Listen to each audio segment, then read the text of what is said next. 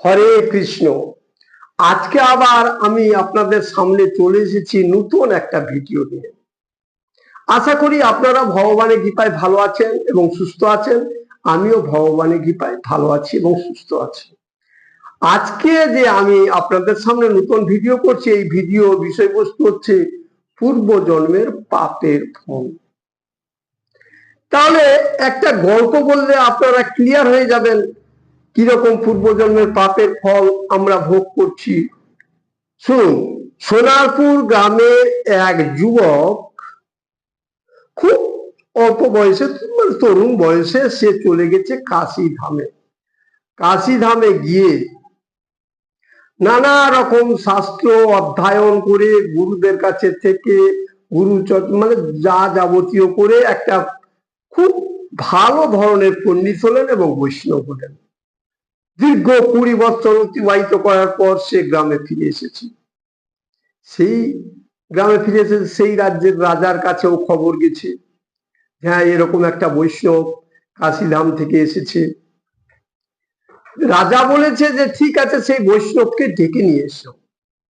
বৈষ্ণবকে ডেকে আনা হলো। বৈষ্ণবকে বলছে, তুমি এক কাজ করো, আমার এই রাজপ্রাসাদের মধ্যেই থাকো, পুজো অর্চনা যা করতে হয় করো, গীতা ভাগবতম পাঠ করো, আমরা সবাই মিলে শ্রবণ করব।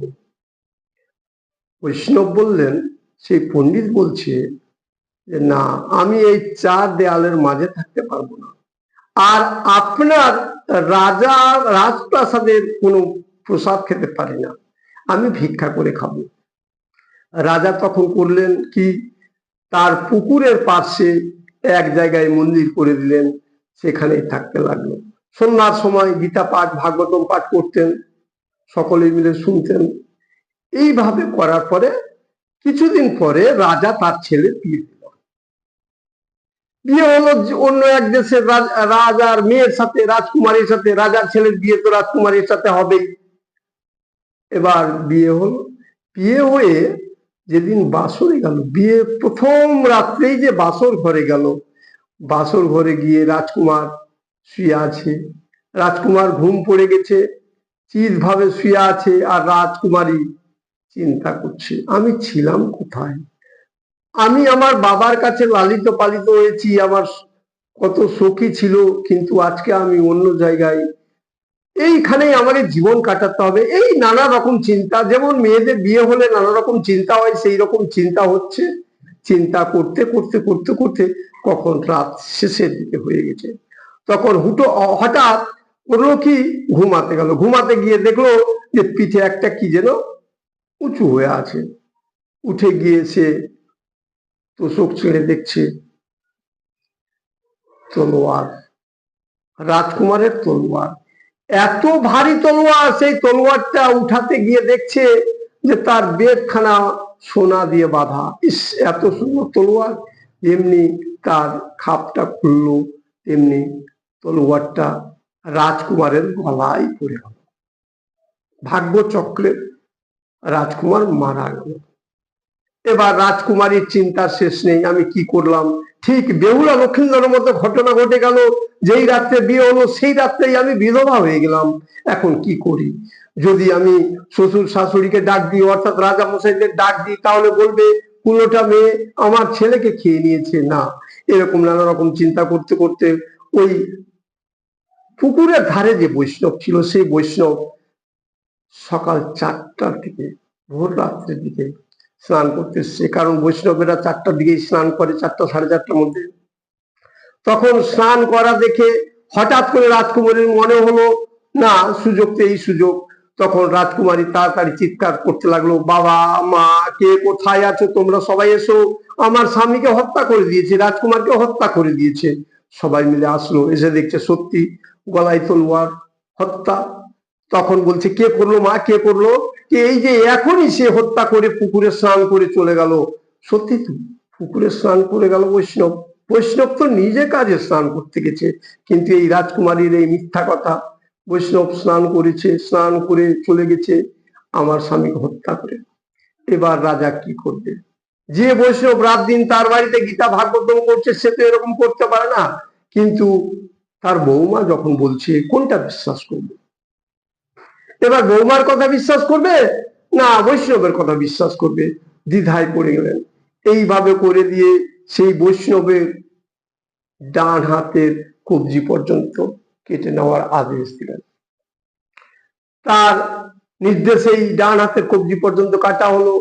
আবার ডাক্তার বুদ্ধি দেখিয়ে একটু সুস্থ করলেন, কিন্তু ডান হাতটা চলে গেল। মনের দুঃখে বৈষ্ণব থাকতে লাগলো। বৈষ্ণব এবার চিন্তা করছে, আমি তো কারো কোনোদিন অন্যায় করিনি, ভগবানের কাছে আমি সারাদিন সারা রাত কেবল কায়মন বাক্যে আমি প্রত্যেকের সুখ চাই, শান্তি চাই, আমি সবারই শান্তি চাই, কিন্তু কেন আজকে এরকম আমার হাত কাটা গেল?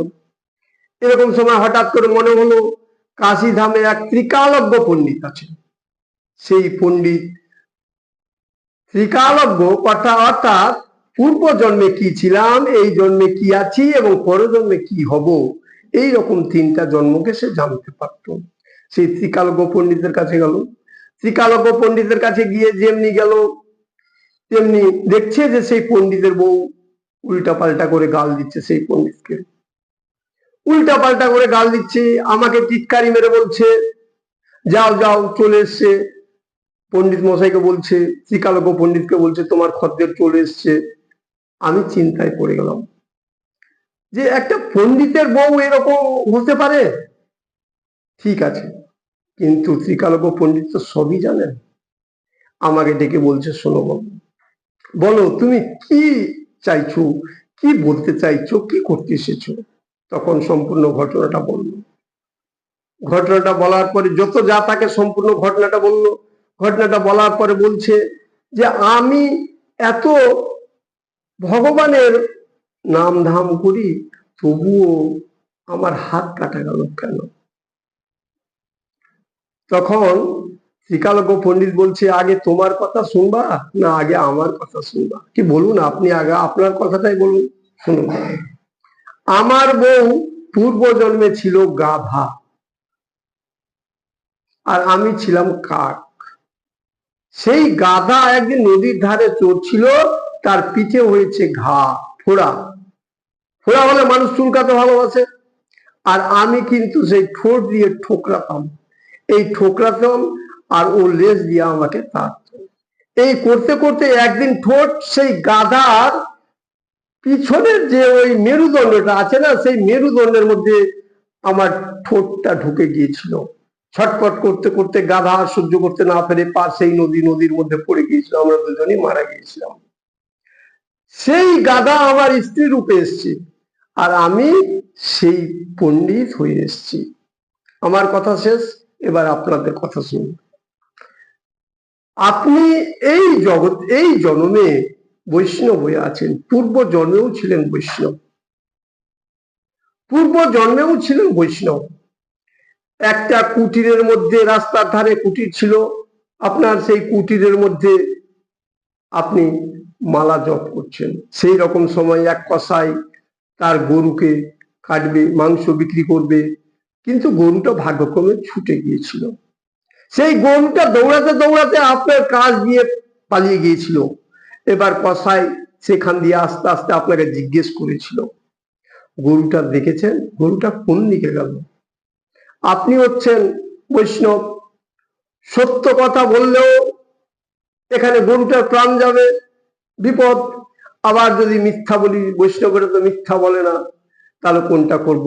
আমি মালা জপতে জপতে ডান হাতের এই যেটা তর্জনী, সেই তর্জনী আঙুল দিয়ে ইশারা করে দিয়েছিলাম, গরুটাকে ধরে নিয়ে গিয়ে কসাই করেছিল।